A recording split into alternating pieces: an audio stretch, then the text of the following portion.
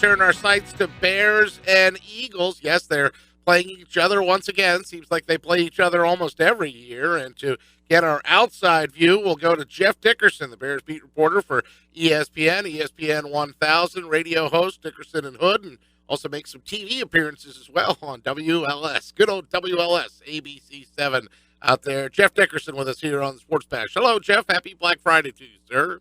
Happy Black Friday. Great to be with you. Good to be with you, too. It does seem like the Bears and Eagles play every year, doesn't it?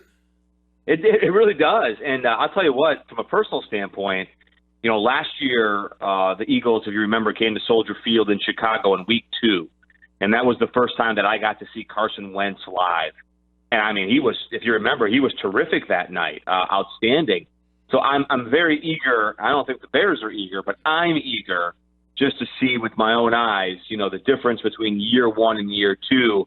I've watched him on TV a lot this season. I know the numbers, MVP candidate, but it's really amazing the growth he's had from his first season to his second. And there are a lot of parallels you could draw, or hopefully, with Wentz's development and maybe what the Bears can do with Mitchell Trubisky in Chicago. So I'm looking forward to Sunday, no doubt about it. Yeah, as are we. We saw Mitchell Trubisky in Philadelphia for the NFL draft, saw him stand up there and go higher than people thought he was going to go. Before we get to Mitchell Trubisky, though, I do want to ask you a little bit about the mood of Bears fans, because you referenced that game from last year, and if I remember correctly at the time, because it was week 2, everybody was really on a Cubs bandwagon, Cubs and World Series. They weren't necessarily focusing on the Bears. We know how the season ended up last year for Chicago and how it's going so far this year for Chicago. Are Bears fans rioting? Are they upset? Are they fired up?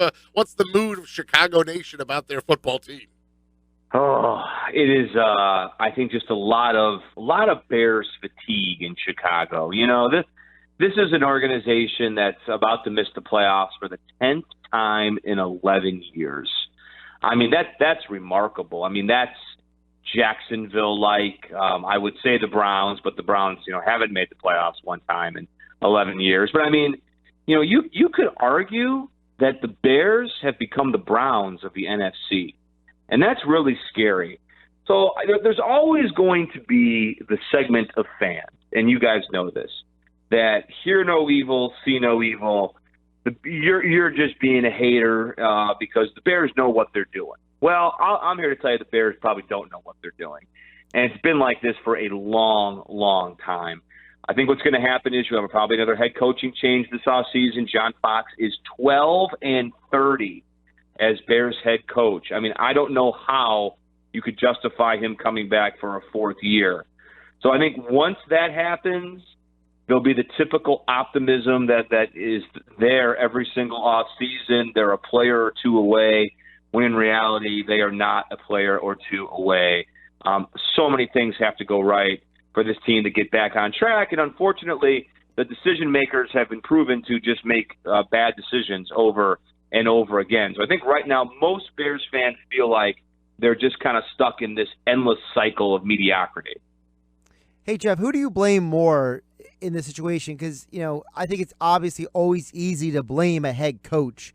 They're always the obvious scapegoat a lot of times. But is it really John Fox's fault, or is this an issue with the GM? Because, like you said, it's been a while since they've been to the playoffs, and Fox, he's one of several coaches who have kind of rolled through here since Lovie Smith.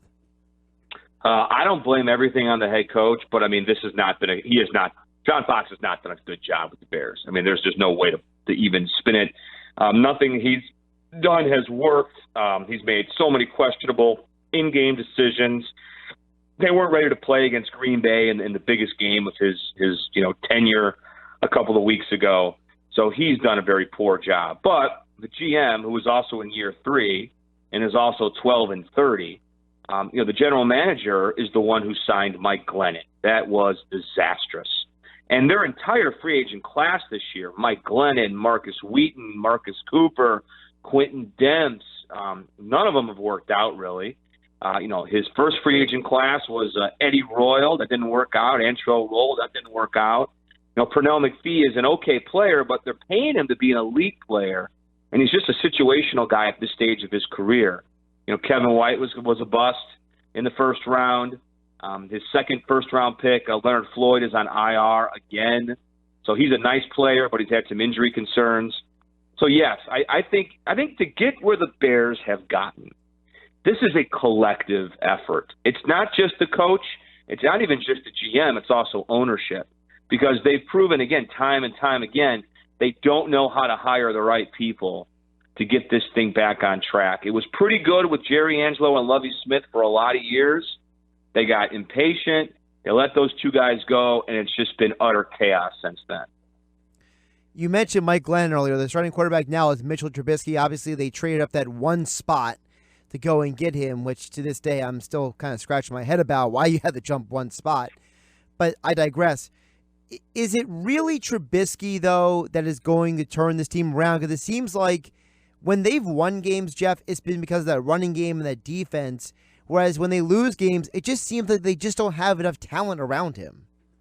He's ultimately going to have to be the one to turn it around. This year, it wasn't going to happen because, like I'll go back to Carson Wentz. I mean, North Dakota State, say what you want, that's a pro-style offense. He played 4 years there. Trubisky had 13 career starts at North Carolina. The guy never even took a snap from under center before the Bears got him. Now, he fumbled a snap last week that the Lions picked up and ran back for a touchdown, so that's still kind of an issue he's working through. But when you're the second overall pick, you've got to be the man. I mean, he has got to be the one that spearheads this revival if they're ever going to have one. So, yeah, they could run the ball with Jordan Howard. He's going to get, I'm sure, a lot of touches on Sunday. They've got Tariq Cohen, who's a pretty exciting rookie out of North Carolina A&T. You'll see him in a lot of packages this weekend as well. And the defense has played better than most expected, although they're starting to get a lot of injuries now. Floyd's on IR. They're going to be without Danny Trevathan again on Sunday. So I don't think the defense is going to be as dominant, certainly not against the Eagles' offense, but it's going to be hard for them, on Sunday. But I just look at this. I mean, they told you by going up and getting Trubisky and taking him at number 2 that he's just not going to be some serviceable quarterback. He's going to be a great franchise quarterback. So this year, it's still early. He doesn't have a lot of experience. There's been some good. There's been some bad. But starting next year, I think the pressure really is on this guy to be a great player. And if he's not a great player, they will never get it right, unfortunately. Jeff, you mentioned the fact that he only had, about 13 starts in college. He didn't even start a game in college before his final year at North Carolina. How has he handled all of this year? Because sometimes it looks like, from our perspective, watching the games on TV, he looks a little gun shy at times. He looks a little, sometimes other times he looks like he's in command, but it just seems like from game to game, is he really making progress, or is he in some ways maybe a little overwhelmed? I think Josh, I think you nailed it there. I mean, I really feel that you summed it up. I mean, I think there are times when he's good, and there's times when he's clearly confused. We did a stat, ESPN Stats and Info put something out like a week ago, just showing the difference. So when they blitz Trubisky, he's actually been very good because he identifies the blitz well, and he knows where the ball's got to go. And if you look at his numbers, his quarterback rating, everything is so much higher when teams blitz him. But when they drop 7 back into coverage, he really struggles because he doesn't read the defenses yet. He's slow with his progressions because he doesn't have the experience. Because, I mean, this is why, theoretically, the Bears had this pie-in-the-sky idea that he wasn't going to play this year as a rookie, even though when you're the second pick, you're probably going to play no matter what, right? But they knew he was going to be very raw. So I think on Sunday what you'll see a guy that at some plays you'll be like, okay, I see this. I mean, he's got good moves. He's athletic. He can run. He had a great scramble on 4th down at the end of the game against Detroit last week. I mean, Trubisky really set him up where they should have tied that game at least and gone to overtime. But, doing the Bears do Bears things, and they missed a 46-yard field goal, and they lost. But so he can move. There are times when he can rip it down the field. But then again, there'll be other times where he runs into a sack. He's off target, doesn't have the right footwork, and just looks a little overwhelmed. I think that's it. I think it's both ends of the spectrum right now for him, and just the hope if the Bears do make a coaching change, they get the right people in here to work with him. I mean, he doesn't have Doug Peterson. He doesn't have Frank Reich. He doesn't have DiFilippo. I wish he had these guys, but he doesn't. But it's going to be imperative for the Bears to get him with the right people this offseason to see if they can maximize all this ability that he does. He does have ability, but can they get that to the next level? I think that's the question. That is the pull-out quote of this interview, in my opinion. Jeff Dickerson with us, Bears beat reporter. The Bears do Bears things, as he joins us here on the Sports Bash on 97.3 ESPN. And you wrote about that, Jeff, on the website on ESPN.com. Forget hindsight. The Bears lacked foresight with Alshon Jeffery and letting him walk, and that's not on John Fox. That's on Ryan Pace. And I like Alshon. Look, I know Alshon doesn't say much. He's very to himself, but I thought this guy he is the best Bears receiver that they've drafted. I went back to Curtis Conway in the early 1990s. I mean, the Bears don't draft guys like Alshon Jeffery, and they let him go when they could have kept him. It's a better situation for him in Philadelphia. I know he thinks highly of Mike Groh. I do too. I think the Bears made a mistake letting Mike Groh go a couple years ago. They should have bumped him up to quarterbacks coach and not let him go to the Rams, and now he's in Philadelphia. So, I mean, it's good to be with Groh. He's got some people there he knows. The Carson Wentz attraction. I mean, how can you not want to go play with Carson Wentz? I mentioned all the great coaches he's got in addition to Groh. But I didn't get it at the time, and I still don't get it. The Bears have nothing at wide receiver. This guy would have been playing for another contract. And here's the greatest misnomer about Alshon. Just because Alshon's kind of quiet, he's not the friendliest guy. I'll be the first to say. He's not a malcontent. Alshon is not a malcontent. He is not a locker room lawyer.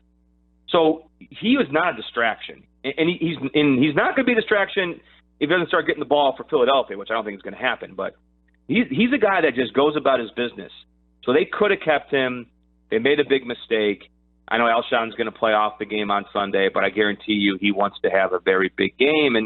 And we talked to Doug Peterson about this on our conference call.